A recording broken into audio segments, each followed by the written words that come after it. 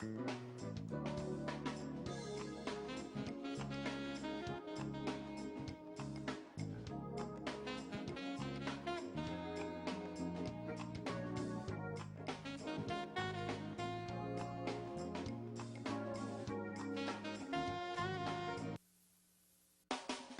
is the OTB Television Network, a service of Capital District Off-Track Betting.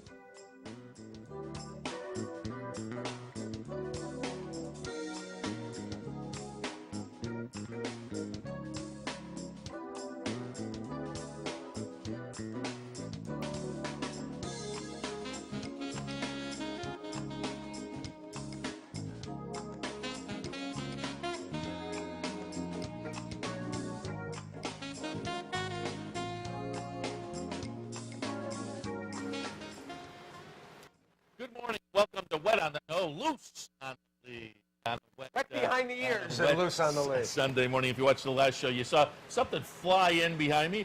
Mr. Bick down doing the radio show. I got a Haskell hat here, live from Monmouth Park. You were down all week long, and you experienced some nicer weather than when you left on Friday. It was starting to turn down there. It was identical. The whole scenario down there was identical to the Breeders' Cup in 2007. In fact, I wore the Breeders' Cup 2007 hat on the beach a couple of days. It was gorgeous, and then Friday the rain started to move in torrential rain. They actually are getting a respite right now from the weather. For those of you looking to play at Monmouth later today, the two turf stakes, the Matchmaker and the Oceanport, remain on the turf. The rest of the races, just 3 on the turf, are off. So they're looking at some potential thunderstorms around 5 o'clock, and of course post time for the Haskell 5:46, 5:48, something like that. But after a big 3-year-old race here on Friday, another big 3-year-old race here on Saturday, the Travers scenario continues to evolve. And speaking of yesterday's race, we will be joined by Eric Yeo a little bit later on. Also, Leon Blusewicz, who had a winner a couple of days ago. And Steve Haskell will jump in and join us, too, on today's show. And before we get too far in today's show, I want to tell people, swing by your local Price Chopper, Hannaford, or wherever, pick up the latest edition of Saratoga Living Magazine. And I think we have a close-up, actually, of the cover, which it looks like it's a Greg Montgomery. Of course it's a Greg Montgomery. Look at that. Yeah. And so you get a close-up of the cover so you know what to look for in the store. And also I think we have a shot of the article inside, which I believe starts on the Century page, page 100. It is a profile of our man, Mr. C. Bick, written by our friend Mike Kane. He did a nice job. And if you ever in your mind tried to picture the Greenwich studio as he's doing his Sirius and XM show, there's a nice photo of the, I haven't even seen this. He did a very, very nice job, did Mike Kane. And again, I think we have the shots. I hope we don't have the shots. Okay, all right, they're working on the shots. But a nice article in, there you go. There you are, right, sitting in the Greenwich studio. People can check that out. Again, Saratoga Living Magazine. It's the latest edition. I think it just came out within the past week. But a nice little profile on Mr. Bick. Broadcasting nationwide from his house in Greenwich. There's the cover. And I think we also have a shot of you in the home studio, the country studio. Actually, Tina's going to be happy because the office does not look as dirty and cobweb-laden. I was going to say, that is a nice-looking situation for the amount of work and coverage you do on the races. And my office would not and does not look like that. If your office looks like your car, it's lucky that we're not going to see you on an episode of Hoarders. Because that's basically my concern, that as we age, as you and I get older, that you're going to be one of these features, and there'll be PPs and all kinds of stuff, and it does have all my old ties will be hanging from the rafters, and they'll be digging Seth out. It does have a little Hoarders feel to it, and you're right. There are a lot of your old ties, and I've got your hand-me-downs, which I don't think this is one of them, though. I think this is a fresh tie. This is a Merrow original? Yeah, I think so, yeah. But Robert Hall, I think. Anderson Little. Men's Warehouse. I got them all. It's a little upscale. Let's not get carried away. I want to thank Mike Kane. This was very nice. Mike came to me during the Triple Crown. In fact, I think we were in Baltimore, and he said, I pitched you to Saratoga Living, and I was really kind of touched by it, so I Yeah, appreciate nice. it. So, Can I keep this? I haven't seen this. Yeah.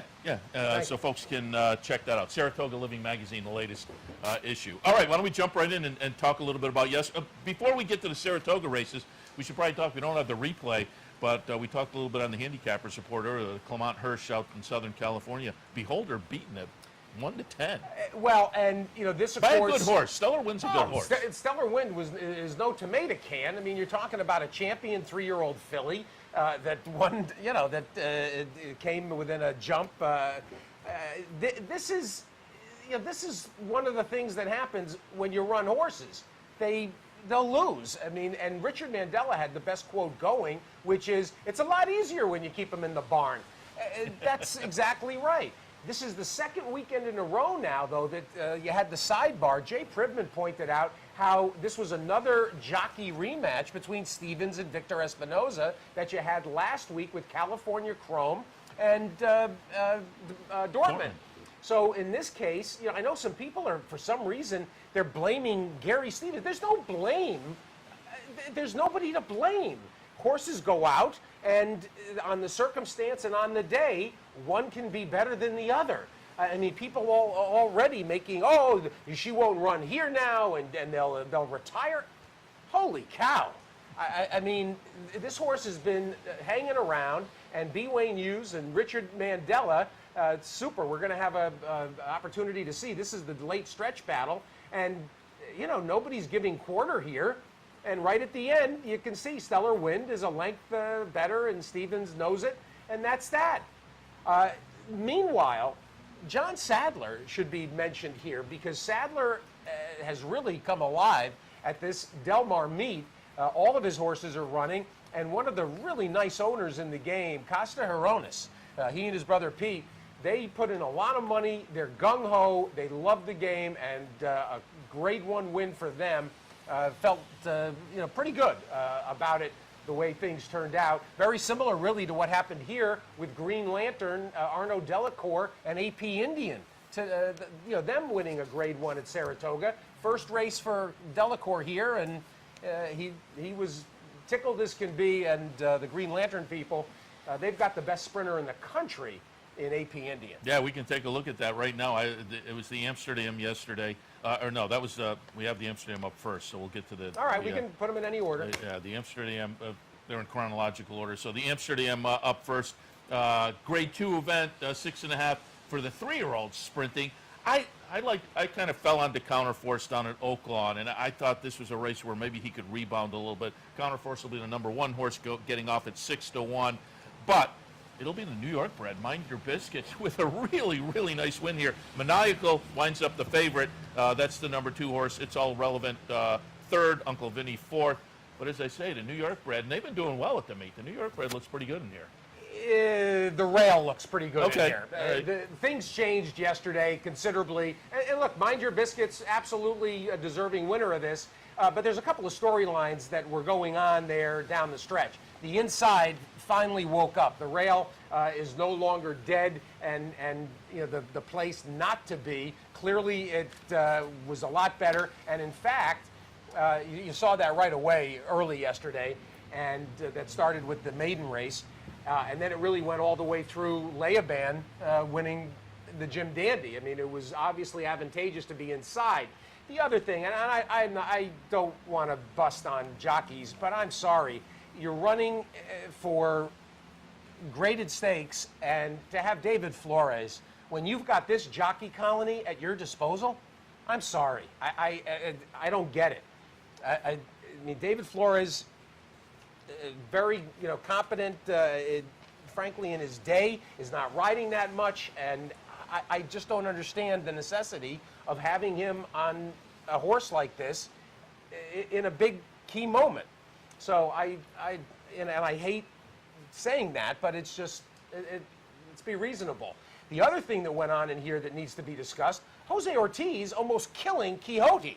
I mean, this was a crazy maneuver by Ortiz, who is very lucky that he didn't get dropped. This was a potential nightmare as he goes up into a spot on the turn. And I get you're trying to rally. I understand you're assuming that It's All Relevant is gonna float out, but that was not a place for Ortiz to be probing with the Midwest Thoroughbred runner. And frankly, later on in the day when in the Jim Dandy, he gets dropped on the backstretch, and here comes Leoban running back the other way loose. He almost got dropped in a dangerous spot. So there was a lot going on in that Amsterdam, and we'll see how it all shapes up with a number of horses waiting for down the road in the King's Bishop. All right, let's move on to one of the highlights of the afternoon, the Bowling Green. Short field only 4, but one of the highlights of the meet, obviously, will be Flintshire. And this was intriguing. I should have pulled up the first time they went by the stands, because the other jocks had this horse in a box. The Ortiz brothers had a box. You would not believe. Yeah. And they things, obviously, as you get to the far turn, that's not going to hold on, because you got to make your move and whatnot. And they all kind of went by Flintshire. And I'll tell you, at the top of the stretch, I thought, well, maybe it's just not his day or what. But then when he... ye of little faith. Yeah, exactly. Then when he, hits the gas pedal, it just looks like he had a measure. See it here. Flintshire's the number 2. And he kind of was sitting in the back of the pack, and you didn't know, but he gets outside and makes the late run. Chart margin, 3/4 of a length, but again, I just think he was much better than the margin indicates as compared to this bunch. Well, you can see here he's eased up. I mean, this is just unbelievable how quickly, in probably less than a furlong, in probably 150 yards, Castellano never panics. He realizes that at the top of the stretch, let me get outside, and in the clear, he produces Flintshire, and Flintshire produces. And that's that. And this is an exceptional talent. It's a pleasure to have him around at the age of 6, and Juddmonte campaigning him. He likes the kind of firm, hear your hoof rattle kind of turf that he's getting in the U.S. And congratulations to Garrett O'Rourke and Abdullah and everybody at Juddmonte. Really a pleasure to be able to watch this horse another season up here, and we'll look for him and get excited to see him in the Sword Dancer. Yeah, Grand Tito second, and Twilight Eclipse, who at top of the stretch looked like he was going to make a nice run for West Point Thoroughbreds, coming out of a little confidence builder last time. But nice performance again by Flintshire to set things up. I would assume for later in the meet they'll come back again. Sword Dancer. Yeah, try again. Defense. Sword Dancer, a defense of the title. Here's the race you were talking about earlier, the A.G. Vanderbilt Grade 1 event for the older sprinters. They're going to go 6 furlongs. I used Delta Bluesman. He was a single for me on my pick 6 ticket, a small pick 6 ticket. Down the backstretch, I thought, hey, he's in pretty good shape. Delta Bluesman, number 3, winds up 4th in here. However, Catalina Red, the number 2, 3rd. Holy Boss, good second in here as the 3-1 favorite, but it is AP Indian, the number 4 horse. I saw you after the race, and you think this is really the up-and-comer in the sprint division. I think he's arrived. I don't think it's even a question of coming. He turns back everybody and ran hard every step. Arnaud Delacour and his wife Lee, of course, kind of out of the picture a little bit. She still gets on horses in the morning, but has had a family to get going. They have been one of the best-kept secrets in American training, the last 10-plus years. Part of sort of the Graham Motion Academy program, as it were, Herring Swell, does a really good job, and particularly with turf sprinters, where he basically wins at 50%, and of course the trainer of Ageless. But he has done a tremendous job with this Indian Charlie gelding, 6 years old, lightly raced, and he really fits the profile of so many good sprinters that end up being Breeders' Cup type material. And it's very notable. These types that are obviously were delicate and had some issues earlier in their career, but had a lot of talent.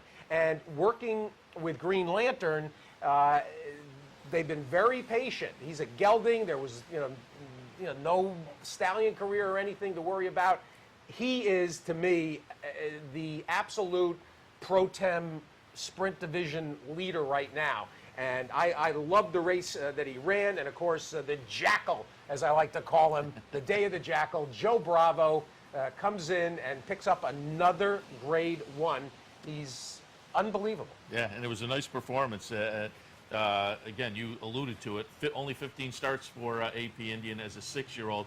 now 9 wins, 9 for 15, and off of the Belmont sprint win, and you add this, yeah, and that division of sprinters, he's certainly a player now as we go forward. Finally, let's take a look at the highlight of the day yesterday, the Jim Dandy. You had the horse in the mix as a C. I said earlier I should have given the odds, I should have backed myself up because I wasn't using it, but I was alive for Consos in the pick 6, and I was alive in the pick 4 as well. And given the odds, the potential that this could have happened, I should have jumped on board here. But we will watch the Jim Dandy stretch run. Grade 2 event, $600,000, mile and an eighth. Early fractions, 24 and change, 49 and change, 112. Leoban comes into the stretch, the number 2 horse in the lead. It looks like Destin may go by, and then Governor Malibu finally gets out and makes a run as well. But he just keeps going. So it was a nice maiden breaker for Leoban. Well, and we'll talk to Eric Gio, and he'll discuss his management of the horse, because he did say this was going to be his last attempt at any spot before a maiden type opportunity. And he comes through. And there is a valuable lesson here, and not to say necessarily that a long shot in the Haskell today, for instance, is going to get on the lead and wire them. However, it is valuable, I think, to go back and look at these PPs and realize there was real potential for this. And then when you fold in things like Mike Vesey and Mike Welch, who had a very positive review of his fast workout coming in, the fact that we've seen him stay on in a lot of races up till now, the fact also at this point in the day we had gotten a primer that speed was holding pretty well on the racetrack and the inside was going to be good. So knowing that a horse from the 2-path had a chance to be on the rail and lead them all the way, then you had the likes of Rich Migliori and Maggie Wolfendale talking about how great he looked and might look the fittest. Rich said, point blank, he looks more fit than I've ever seen him. I happen to be standing with Nick Santagata in the winner's circle. Nick saddled him as the valet, and Nick said he's never seen the horse look better, and was that he was calm and just focused. I mean, there was so many things. And then you look up at the board, and he's 20 plus to 1. This was a spot. The disappointments in here, obviously, Destin was just ho-hum at best. And Mohaymen really is now, got to be relegated to, kind of a, not an afterthought, but just not the horse that anybody ever, hoped he was going to be as a 3-year-old. And I got taken in. I thought the way he was working and the way he looked up here was an indication that we were going to get that big effort. I thought that Kieran McLaughlin was managing him the same way he'd managed Alpha. And as it turns out, he doesn't break well. That changes the complexion a little bit. So a lot of things going on coming out of this race. I'm sure a lot of them. Creator was last, but I think Creator had no hope. Creator was with his running style. Given those fractions, absolutely. This was not the place for Creator today. I mean, I understand why they ran here, and maybe with a fuller field and a hotter pace, they'll have a chance to run some down in the Travers. But it was certainly not the day to be interested in Creator. Governor Malibu, a lot of credit to him and to his, and to Christophe Clement, who now finishes second again. Tonalist was second as well. And of course, Eric Gio, you might forget, behind Alpha in the Jim Dandy in 2012, third with Moreno. And so, in terms of harmonies, there was a lot of that kind of stuff going on. It was a lot of fun. And of course, a Gio win is always entertaining. Southern Equine Stables, Mike Moreno, Eric's longtime friend and partner, a very generous gift to the backstretch, Roberto Chavez and the assistance team. And earlier in the day, they presented a generous check. So good things happen to those that are, good and deserving. Speaking of that, the charity basketball game, I think, is Wednesday night. I'll remind you during the week as well. But if you want to come up and watch that, it's It's right at the rec center around the corner from the Trek. It's a lot of fun. The jockeys against the trainers. I was in last week. Last year, Jeremiah Engelhardt fed me with a great pass underneath the basket, and I missed everything. I looked like I play like 2 days a week, and I missed everything. I looked like a rookie. Elbows, narrow, they call it. Well, no, elbows, Engelhardt. Jeremiah's out there. You don't get in the way when he's going to the basket. Well, and speaking of Macho Maya, we should bring him up. How about the job that the first-time starter the other day? We should also fold in, of course, from Friday, Paul Pompa. Congratulations to Paul and Jerry McLennan and everybody involved with Connect winning the Curlin. Gets 100 buyer, 101 buyer, by the way, if you haven't seen the fig yesterday as well for Leia Band. So we do have, finally, after waiting all spring and into the early summer, we are starting to get some triple-digit buyers from these 3-year-olds. Somebody asked me the other day, and I hadn't seen it yet, you may know, the Songbirds buyer. Songbirds buyer the previous week. I will tell you right away, 100, I think, for her as well from the other day. 101. Okay. 101 for Songbird. Should also mention, how about yesterday, the first-time starter, the gemologist Colt, very impressive theory. It was a kind of a single in the pick 5, and he runs very big off the good works, and an 84 buyer for theory. What else caught your eyes this week? Well, as I say, I jumped into the pick 6 yesterday with a little play singling. I think I had 3 singles in there, and so Delta Bluesman kind of knocked me out of that. But what struck my eye yesterday was that late pick 4, which paid $11,000, and I think Leia Band had to blow it up.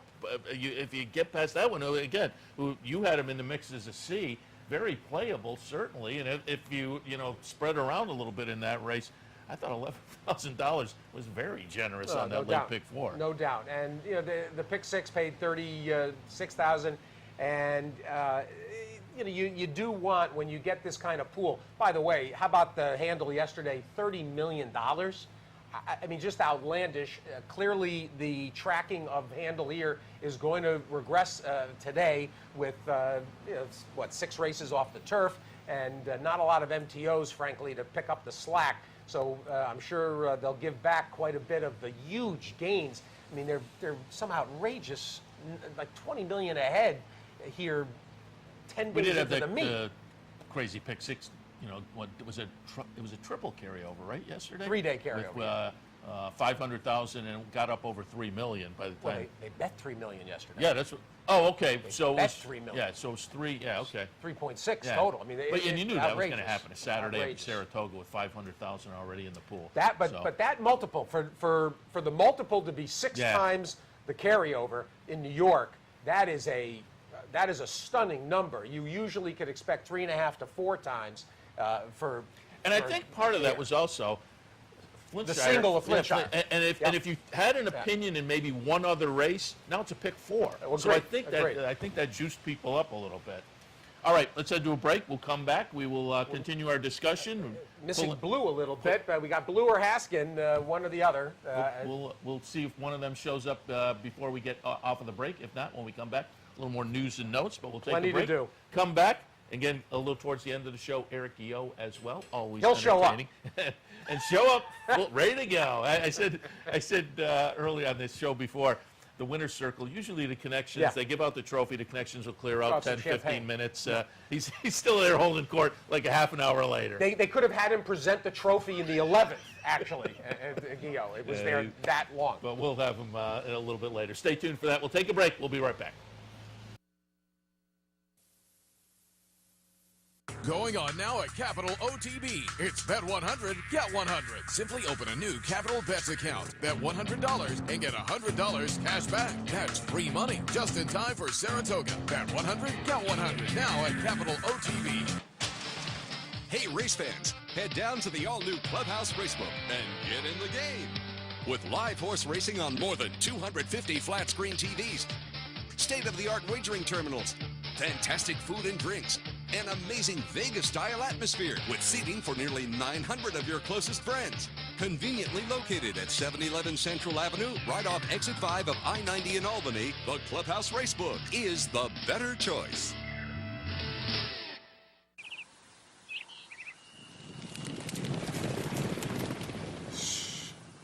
Can you hear it? It's the sound of excitement. Something we infuse into every grape that goes into our exceptional full-bodied wine. That was closer than I thought it would be. Now, if you'll excuse me. 14 hands, where great times are made.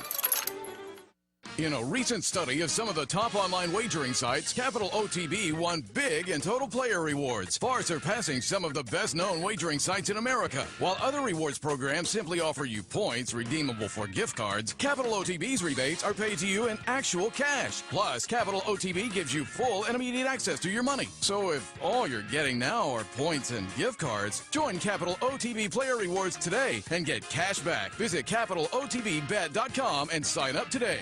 Runs at him with 1 furlong to run. They've let flat out behind. Fort Larned digs in. Mucho Macho Man runs at him. Fort Larned, Mucho Macho Man. Fort Larned with the heart of a champion. And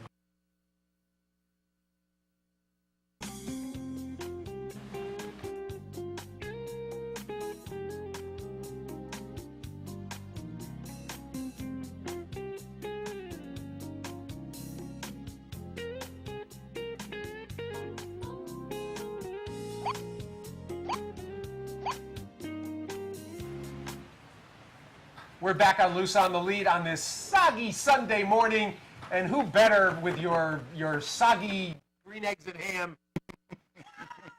than the father-in-law of Cyrano de Bergerac. Oh, what a show. How What a great. show you missed. He was awesome. Absolutely awesome. Tell everybody, Wes. My son-in-law, Wesley Brolick, played Cyrano de Bergerac. like it's Unbelievable. never been played. The comedy, the transition between comedy and the heart-tugging and everything was just absolutely amazing. Not a dry eye in the house. Not mine. I shed a tear. That's you. I shed a tear. That's his When new he nickname. died, when he died at the end, it was like when Don Quixote died. He dies at the end? Oh, so I'm Spoiler! Spoiler alert! I'm sorry. I apologize for that.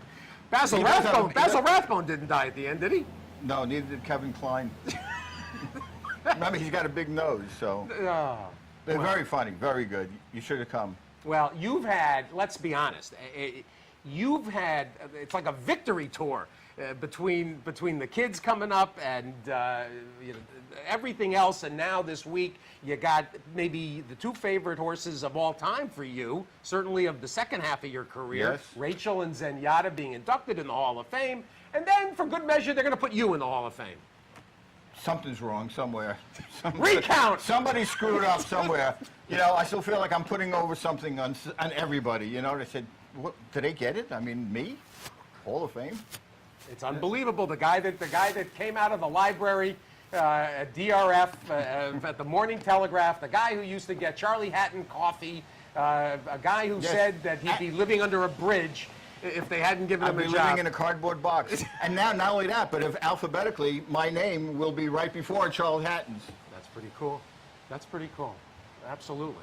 And remind people, you're essentially retired last year, but people still Semi-retired. Yeah, still find your work in the Blood Horse fairly regularly. Oh, sure. I mean, I enjoy it much more now. I write probably more now than I did, but no more deadlines, no more recaps, no more previews, no more traveling cross country, no more having to write 3,500-word recaps, you know, within a day, no more transcribing, no more features, no more having to write the same feature over and over again about breeders and owners and the same guys, the same stories. Not to take anything away from it. I mean, That's what got you in the Hall of Fame. yeah, that's exactly. And I love the abbreviation that they've come up with, the JHM Roll of Honor, the Joe Hirsch Media Roll of Honor. Yes, and Joe Hirsch is not even in it. Is that true? Which is a bit of a... I don't know, his name's not listed. That's a good point, actually. I guess if your name is on the museum, Yeah, that that, counts. on the wing. By the way, I'm looking over there. My wife told me to make sure my undershirt is not showing here, so I have to fix that. That's okay. Don't let her It's comment showing on on the me, other it's- side. Yeah. Talk about How's that, also, Joe? I got to mention the official caterers of Steve Haskin Week, because the Friedbergs, they've Hello, been everybody. To Shea Friedberg. Everybody's out there watching. Are they watching? Yeah, the whole house is watching right now, having quiche and smoked salmon and baked salmon, white fish salad, lox, cream cheese. Rota's quiches, my obviously wife's you set egg the menu. muffins. You set the menu. There's Oh, no... we got everybody over there pigging out. It's great. What a life. Well, it's amazing how you've been rewarded for being so lazy. You know what? That's exactly it. That's exactly it. I've never done anything, and somehow it worked out. I mean, I'm a ringing endorsement for. He just asked my wife, by the way. You know, when I'm laying around the house every day watching reruns of Leave It to Beaver, and that's my life. Talk a little bit, Steve, about, in fact, that's a great segue. I mean, talk about the career and about the things that I'm sure you've already worked on your remarks. You know, the moments that stand out to you that will always endure, and the things about the game that have made it so engaging for you. Well, the thing is, when I first got interested in horse racing, it was like the passion of my life. I had given up sports because I just could not relate to human athletes anymore, especially when Bill White from the St. Louis Cardinals refused to give me his autograph. I said, wait a second, what am I a Bill White fan for? I mean, the guy's not... I'm standing up there begging him for him. He's standing up there at the Polo Grounds, and he won't give me his autograph. I said, you know what, I don't need this. And then all of a sudden, a friend of mine came one day and said, you want to go to Roosevelt Raceway to the Trotters? And I said, no, I'm not interested in that. And then I had second thoughts, and I said, you know what, why not? We'll get out, nice night out. He says, I got a guy who knows how to pick winners. So the three of us went to Roosevelt Raceway, and I was absolutely fascinated by it. And I remember the name of the horse. This guy was looking at his program, and he's saying, no, he's never going to outrun Crow. That was the name of the horse. And I said, how does he know that? And I didn't know what past performances were. And I said, it's fascinating that you can tell what a horse is going to do by past performances. And I remember the name of the horse that won that first race, his name was Apache Wick, and I was hooked. And then my friend's friend said, you know, I really love thoroughbred racing. And he started telling me all about Graustark and all about Damascus, and I just became hooked. And the funny thing is that I discovered Turf and Sport Digest. I would go down to the Midtown Magazine shop in Manhattan on 8th Avenue and 42nd Street, and they'd have all these dusty old magazines. And I would go to this one little corner where they'd always keep getting in these old Turf and Sport Digests. And I would read up everything on horse racing, and I'd read Raleigh Burrows, who was the... He's going in with you. Who's going in the Hall of Fame with me this year. Unbelievable. And that was my Bible. I mean, I loved Turf and Sport Digest. It had all these great features for fans. And Raleigh Burrows would always have a great column who could relate to the fans. And here I am, going to the Hall of Fame with Raleigh Burrows. Life's unbelievable. How'd you find out about the Hall of Fame? Did they give you a call? What was that call? I did. I got a call from Ed Bowen congratulating me that I've been elected. And the funny thing is, I had just gotten back from Trenton Orthopedics, you know, because I'd busted my knee. Yeah. So I had just gotten back, and they were like fitting me with a knee brace and something like. And I was just happy to get back home, and you know, got the weekend coming up. And then as soon as I got home, Ed called and told me, and practically dropped the phone. I was so floored by it. You know, it's just, you know, it is overwhelming. I just can't. It doesn't compute really. Talk a little bit about the pleasure that is got to come with being, in terms of the equine inductees, coming the same weekend as Zenyatta and Rachel. That Yes. You know, really came at a time for you, Steve, that I think is notable in regards to the internet and how much interaction. You know, there was, of course, internet conflagration between the two sets of fandom involved with Rachel and Zenyatta, and you were a bit of the push me, pull you in between, because you loved both equally. Right. And of course, you had the close relationship with Sheriffs and Engordo and the Mosses that you know predated Right. Zenyatta's arrival, even predates Giacomo. But talk a little bit about the two of them, because in a lot of ways they were the last, you know, big horses in terms of your formal writing career that you covered. Right. Well, the thing is, everybody, you know, you refer to that as the rivalry that never was. I mean, it was the greatest rivalry, and they never met. Yeah. And you know, being in the middle, like you said, I loved Rachel, I loved Zenyatta, and to be in the middle, the last thing I want to do is incur the wrath of either side, especially the Zenyatta fans, you know, who were extremely rabid. I mean, you could not say anything good about Rachel, you know, without the Zenyatta fans. And it was, but just watching these two, and you know what? When you get down to it, they never should have met. They really shouldn't have, because they wouldn't have proven anything. They were so totally different. I mean, Rachel would have beaten Zenyatta almost every time if they met in a match race or in a 3 or 4 horse field. There was no way in the world. Rachel was just too brilliant. And now, when you think of Rachel, you think of her brilliance. You think of her 20-length margins and 19-length margins and her fast times and beating the colts on a regular basis the way she did. So you think of her as her exploits on the track. And even though Zenyatta won 19 races, and you think of her exploits on the track too, I think of her more off the track because of the way she affected fans' lives. And I did a column called Zenyatta Stirred the Emotions, where I spoke to people who had terminal illnesses and said that they actually felt better and they just wanted to see Zenyatta and touch Zenyatta. And it was just an amazing, amazing thing. It was a phenomenon. And I would arrange some of these people. I would relay these stories to John Sheriffs and relay them to Dottie or to David. And I'm one woman, by the way, who had been sick, and David read the story and flew her out to Del Mar for the Clement Hirsch, got her seats in there. One woman, there's one woman who loved Zenyatta, and she was dying, and she just wanted to be a part of Zenyatta somehow, and she died. And I got a call from a fellow teacher. This was up in Montreal, and the teacher called, and she was a beloved teacher. And her name is Abigail, and she called up and she said, "Is there any way that Zenyatta can run in the Breeders' Cup Classic?" This was for the second Classic, you know, in this woman's name somehow. So I said, "Listen, I'll mention it to John Sheriffs." I told John Sheriffs, and he took her name and put it in Zenyatta's brow band, and she ran in the Breeders' Cup Classic with her name in there. People would go, women would come up to John Sheriffs and say, you know, I couldn't walk. I had trouble walking. I had all these infirmities. Met Zenyatta, touched Zenyatta, and he said she came back a few months later, 2 cameras around her neck, walking perfectly well, and she attributed it all to Zenyatta. So, I mean, it surpassed horse racing. You know what I mean? It just, took you to another realm, both those fillies, especially Zenyatta, the way she affected people. I've never seen anything like it. And the flip side is the race up here for Rachel Zenyatta is probably one of the most phenomenal phenomenal performances I've ever seen in my life. That's another thing, too, by the way.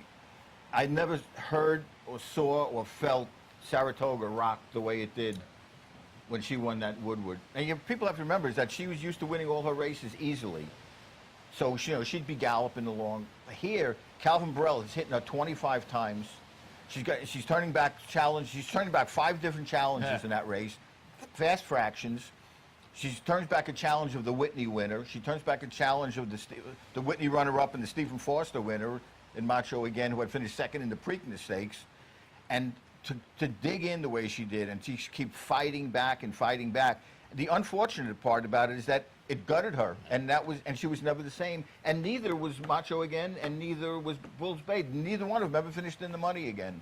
Well, any horse, virtually every horse, if you go through the PPs, any horse that ran with her at any point, ended up being either knocked sideways for months at a time. Right. It's quite something, and it's very. I mean, it's right there in the past performances. Yeah. And if people forget too, another horse that made a big move with her down the backstretch was this horse Past the Point, who the previous year had run second in the Woodward Stakes to Curlin. So this was no slouch. He was a very good horse. The Chief? Was that? Was that Jerkins? Was that who had Past the Point? Past the Point was I think it was Owen Hardy. Okay. And she made a huge move. She was Darley. Darley owned her. Okay. Owned him. He was a very fast horse. So I mean, that was an amazing race. I had never heard, even with Zenyatta's Breeders' Cup Classic, I'd never, other than the Belmont Stakes with American Pharaoh, I'd never heard such a loud cheers and applause after a race than I did. And then I went down on the track afterwards and just looking up at the stands as she came back, they erupted again. It was Hair amazing. stood up on And I her walked back back with her. I walked back with her to the detention spit box afterwards, and then walked back her to the barn. And everybody's going over to Steve Asmussen, wanting to autograph and trying to get close to her. And it was funny. We walked back and that Gray Motion trained Bulls Bay, and so Bulls Bay is back in the spit box with Rachel, and Gray Motion's young girl is standing there. Young girl is probably about 13, 14 years old. She's got her camera, and she's just waiting there. She just wants to get one photograph of Rachel so she can go into class on Monday to tell her. And Graham Ocean said to show you where her loyalties are. Well, she couldn't care about her own horse. No. She's only interested in getting a photograph of Rachel just so she could bring it in and show her students. You came in, what was this, 4 or 5 years ago? You came in with the photographs of Saratoga the first years you were here, which was a great show we had there. Yeah. But just relate to people how Saratoga has changed over the years that you've been coming here. It's so funny. It's changed dramatically, yet it hasn't changed. There's something so timeless about it. Yeah. But you go to Broadway now with all the condos and the new hotels, and you come there at night. You're there at midnight, and the place is hopping, and everybody outside, and the bars. But when I first came to Saratoga, it was much more of a sleepy town. It's come a long way since the days when I stayed at Grossman's Victoria Hotel, which is now Boston Market on Broadway, with this 1920s hotel. And I remember sitting there with these little twin beds over there, and it was amazing. And the funny thing, one thing I remember is that I came up for the Alabama. This was 1969. I stayed in this Grossman's Victoria, and they had an air conditioner, which you couldn't move, and the air conditioner was blowing right on my feet, and I couldn't do anything about it. And I woke up the next morning, and I had this incredible sore throat, and I had to go home. My father had to pick me up, and then the following weekend I was supposed to come back, and I get ready, and to come back, and the main thing I remember driving up to Saratoga, come up on the old trailsways, is passing Woodstock. And that was the weekend of Woodstock. So it was the same weekend of Woodstock. And who knew at Woodstock was this gorgeous blonde young girl was at Woodstock, and who knew, right? Joan. Yep, Joan, my wife. Did you know her then? No, not at all.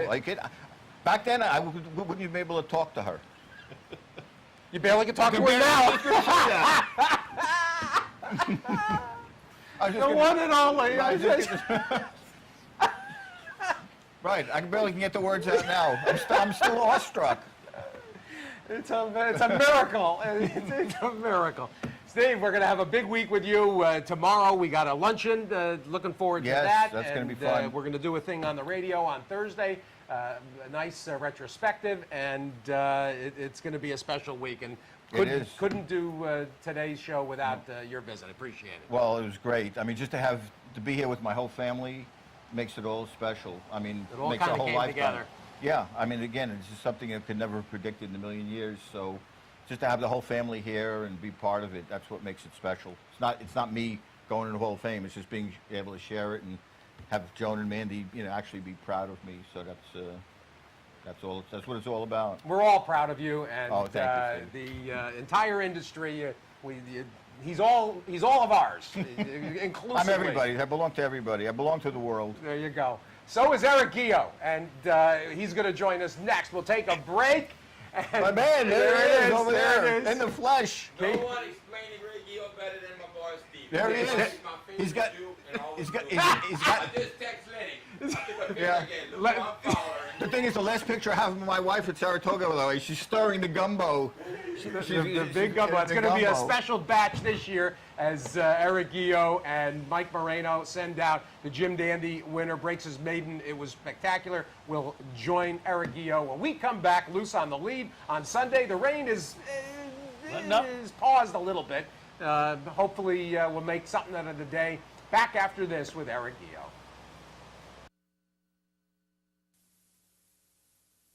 Now get all the racing information you need right on your mobile device with Capital OTB's new mobile app. Wager anytime, anywhere, right from your smartphone or tablet. Watch, wager, and win right at your fingertips. The new Capital OTB mobile app. New name, same great food and service. It's the Westside Sports Bar and Grill on 112 Congress Street in Saratoga Springs. Their menu features everything from gourmet entrees to your favorite wraps and sandwiches.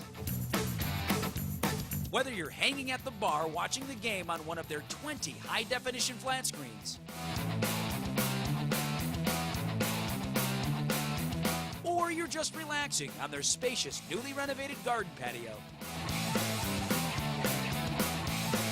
you'll always leave knowing you'll be back again.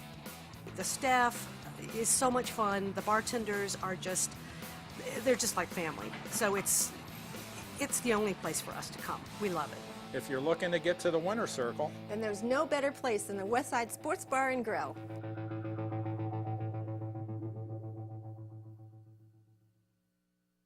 Not at the track and not near a computer? No problem. Wager with Capital OTB's Touch-Tone Wagering System and you'll never get shut out again. Capital OTB's Touch-Tone Wagering System is quick, simple to use, and guarantees your wagers are accurate and placed on time. For more information, visit CapitalOTB.com or call Capital OTB's customer service hotline at 800-292-BETS. Capital OTB's Touch-Tone Wagering System.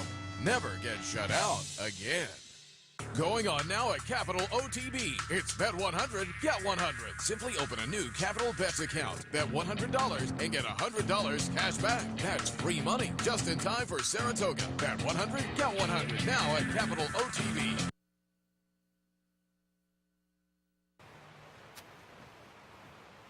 We're back on Loose on the Lead on this Sunday, and we couldn't have a Loose on the Lead show this morning without Eric Gio joining us on the heels of Leoban breaking his maiden in the Jim Dandy in wire-to-wire fashion. Third in this race in 2012 with Moreno, and first all the way around. Congratulations. Thanks, buddy. Appreciate it. This was, it was funny because you had said during the week that this was going to be the last try with him in stakes company. He's kept good company all year. Right. He absolutely fit in all the races that he ran, right, even though he wasn't, hadn't gotten the diploma. And this just kind of fell into place perfectly. Yeah, he had one, going in, he had one of those GEDs, but it stood for good enough diploma. You know what I mean? So, but yeah, I mean, it was a lot of circumstantials. I mean, basically, he's a horse that you couldn't. I shipped him across the country, and you need to school to knock him his edge off a little bit, and and when he ran out of his own stall like yesterday in the Bluegrass, and when I was shipped to the Gotham 12 days early, was his better races. And all I needed to do was get him off the bridle a little bit, and I knew the horse would finish. And that's kind of a norm for the game if you get one to relax a little bit. How long has he been up here? I came in like June 10th, I think. I mean, July 10th. Yeah. And when Steve Haskins stepped off, he said when he saw that 49, he said you must have felt pretty good. And you must have felt when that 49. Yeah, I mean, I would be happy with 48, 47 and 3. Instead of 46 and 2. You know what I mean? With the range trying to break. You know what I mean? So I mean that was the trick. But it was all about like when you ship in out of town, you get there Wednesday evening. I mean, you ship all day long. You really can't take a horse and school him Thursday, Friday, Saturday morning, and run Saturday and do all what you need to do, due diligence-wise. But like here, I schooled him Sunday in the morning, Wednesday in the afternoon during the races, Friday again in the afternoon during the races, the gate Thursday and Friday. So, I mean, he went over there cool like a cucumber, so it was much better. Everybody that watched him coming in as well, I thought this was notable. He talked about it at the top of the show. Number one was Vesey and Welsh watching him work out that bullet on the 23rd, and they said just, flashed his speed effortlessly. Then there was Rich Migliori and Maggie Wolfendale saying that he looked infinitely better than they had seen him earlier in the spring. Right. Rich said that he looked fitter than he had ever seen him. And I thought most telling, you're talking about, keeping a horse from getting, enervated and frazzled. Nick Santagata validated him and saddled him, and Nick said he was calm, didn't turn a hair, and seemed like he was a focused horse. Correct. Much different than he had seen him in the spring in the Gotham. Right, and really what took place is did all the traveling, and it took me a long time in the fall to even get him mature enough physically to even take to the racing program. And then once he did everything, he's a big old beast. He's 17-1, I didn't measure him, but he's every bit of 17 or over. And that the frame, and he's not a horse that, because he's so big, Steve, is not one that when he runs a big race, He'll go off his feed for a few days here, and it'll take him a while to put his weight back on. I feed him like an elephant. So, so that being said, when you ship him, he comes back. It takes a week before you can really go back to training him good. So then he gets fresh on you. Like the Dwyer, I freshened him up for the Dwyer. He was just, I shipped in, and he was a monster to saddle. He was acting up in the paddock. He tried to flip in the gate twice, and he tried to break the reins with Johnny B. You know what I mean? So I mean, 46 and change. Headed with another 30-1 shot. So, I mean, that's why he didn't stop. I mean, that's why he didn't finish. That's why he stopped. So, yesterday, when you see 49 relax, he still had a hole. He's not like, a Marino type would just pop up his head up in the dangle, you know, he needed the front. What's going to really get these people confused when they try to throw a rabbit in there is that he's not Marino. Marino needed to have the lead. Right. You know, right. For 3 years, I tried to explain to people, everybody, the whole industry, Marino's so game, he's so game. He wasn't game at all. He had no heart. So I mean, he just, I had to out-train him. You know, I had to put the earplugs, the full cut blinkers, put him on the lead, use him up. This horse is not that way. This is a good horse. This horse does not have to have the lead. Well, and this actually ends up being a terrific purchase. $260,000 as a Keeneland September yearling in 14. He's an Uncle Mo out of the Speightstown mare, so he's got a very interesting in terms of pedigree. And clearly, the next question is going to be for Travers, the 1.25 miles, because you've kept him. You tried him in the Preakness. That is really his only poor performance. So the 1.25 miles becomes the question now. Yeah, but the Preakness had nothing to do with the 1 3/16 or the distance. It had to do with a horse that was kind of getting on a little tired, and the ship just went. I had to go to Kentucky 2 weeks previous and ship in and stay there and wait on the also eligible if I was going to draw in the Friday. Ship there for no reason whatsoever. So it went from Keeneland to Churchill to then back to the Preakness. And he's not, like I said, he's one of those kind of big, long striding horses. He's not the prettiest mover. But that sticky mud at Preakness, it was a nasty day that day. And the sticky mud, he just didn't like it. Stumbled out the gate, tripped, you know, false broke, stumbled out the gate, went 8 wide, you know, and he just didn't like the mud, you know. We're a day out, and on the way back to the winner's circle, he had the little stumble that dumped the jockey, but he made it back to the winner's circle nicely. The outrider got him pretty easily, but we're a day out. My glasses. I got to go buy me some new glasses. I think he got a duct tape on there. But the day out, how's he doing? Oh, he's doing good. He came back. He's not tired. He came back, left a little grain, but like I said, for him, just leaving a little grain is a good thing right after a race, you know. And so he's going to bounce back off of this really good because why? Because I don't have to put him on a van this morning, flying back to California. You know what I mean? So. And you know, it's funny because I'm trying to think of where we saw each other, and we talked about Saratoga, and you said, "I'm just bringing a handful." Everybody saw you yesterday with them yellow pants, by the way. I wish we had a picture of that. Yeah. There is actually somebody. There's a good picture I think of me and you. A photographer took. I wouldn't mind having. You said we're going to be very focused and specifically this horse. And so you kind of came in with a plan. I mean, everybody thinks you fly by the seat of your pants. That's not fair. No, that's not fair. People, I'm going to tell y'all once again, people that know me. People that don't. I mean, that's not that one. I know every pimple on every one of my horses, every hair, everything. I couldn't name a horse that runs today. I couldn't name a horse besides the ones in my race yesterday that runs. I don't go off numbers. I don't look at the form. I don't hardly hang out at the races. But there's not a person on the backside that knows more about their horses than Eric Gil. I can tell you that. That's just the God-honest truth. And, you know, I want to mention, too, that it wasn't your first trip yesterday to the winner's circle. Earlier, you had helped present a nice check to Humberto Chavez and to the chaplaincy, and don't want that to go unrecognized. No, that was actually a great thing. I love doing that. And the lady that won, she was like over the clouds, 30-year fan. I mean, that's the kind of stuff we like to do. That's the kind of stuff I think the industry is missing the boat on. I think they should do more of. Not so much the chaplain. I'm just talking in general for fan base. I mean, I don't know if you know Lawyer John from Vermont. 27 years. 27 years. He has never missed one race at Saratoga. He told me he missed funerals, weddings, graduations, but not one race in 27 years. That's amazing. I tried to get Nara to do a couple, 4 or 5 years ago to, you know, do a little thing in the program in the winner's circle, like a little deal for a patron like that, and no having it. I mean, come on, really? That's the kind of stuff we should do more of, in my opinion. You know what I mean? That's what makes it go. Is the kind of stuff. But the chaplain guy at the end, after we did the presentations, he want to know. He goes, "Well, Eric, we just want to know why us, and not Kentucky or California."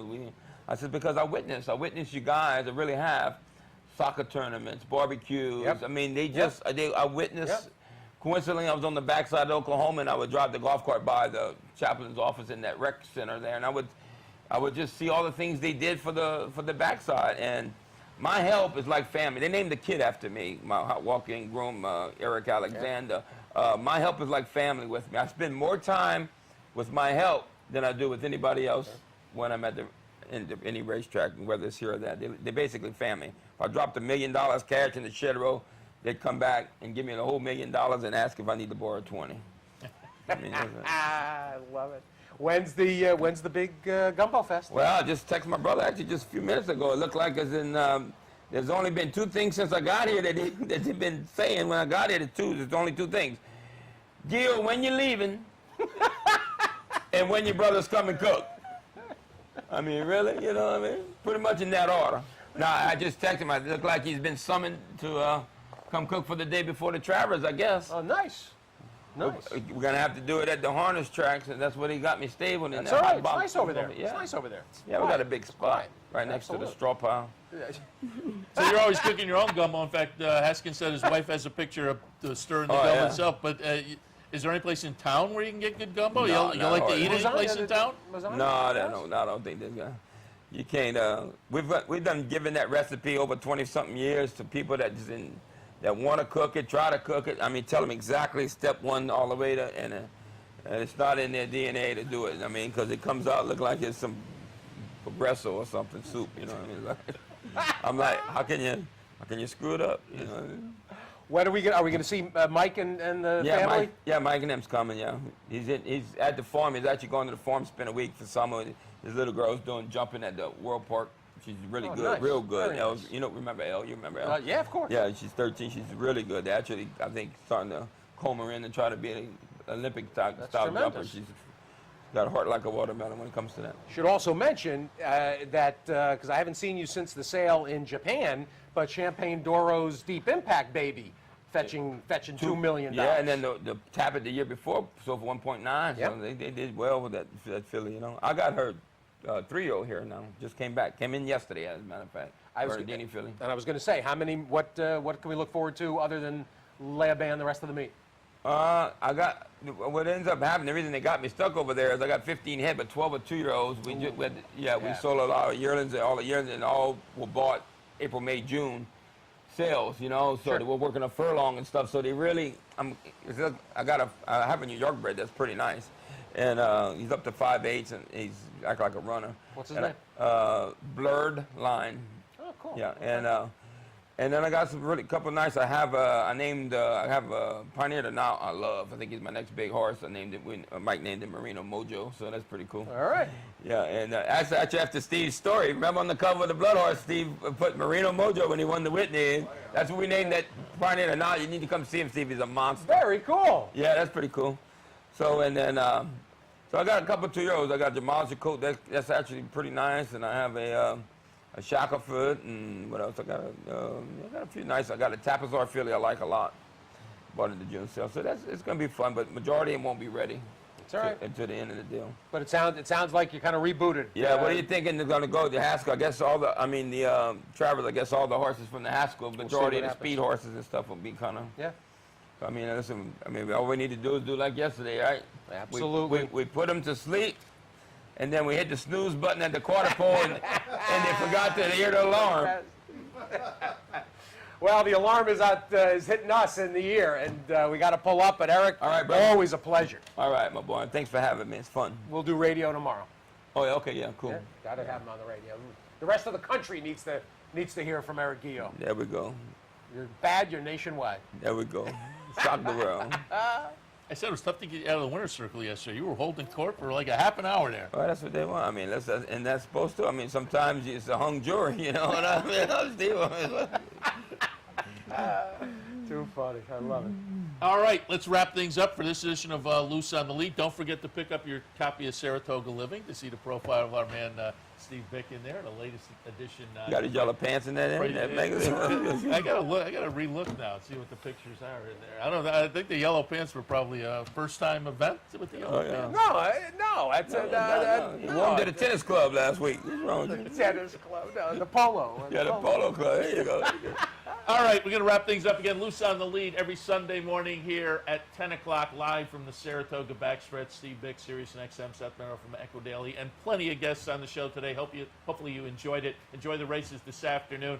Don't forget, you can contact us, looseonthelead@yahoo.com, or check out the Facebook page. Final note, for those that may not have been looking into Del Mar today, they got the Grade 1 Bing Crosby, which is very good, but American Cleopatra, the American Pharaoh full sister, the little 2-year-old sister, debuts today. Yes, in the 3rd at Del Mar, and got to mention the passing of Seeking the Gold. Important stallion and great Phipps runner, and we'll probably talk about him on the radio this week as well. It was a nice piece you can pull up online. Saratoga Special, Sean Clancy's Cup of Coffee article, talked about a few years ago. They talked about a bunch of horses with shug, and that was one of them. There were some quotes in there. It's worth kind of pulling up as well. You can find it online on their website. Actually, Baffert has LeBan's little 2-year-old sister. He texted me last night and told me that she's all right about Holland's Holiday. So that's pretty cool. No voodoo on Baffert? You're not sticking the pins in Baffert, Dow? Yeah, man, he's feeling sorry for himself since the heart attack, so I've been kind of taking it easy on him. Maybe he'll have a big horse come along. Who's that? Baffert. Maybe a good horse will come his way. All right. Maybe remember it. We're going to wrap it up. But again, enjoy the races this afternoon, and check us again next week. Enjoy, cash a few tickets, and we'll see you again next time. Stay. You're watching OTB TV, a service of Capital Off Track Betting.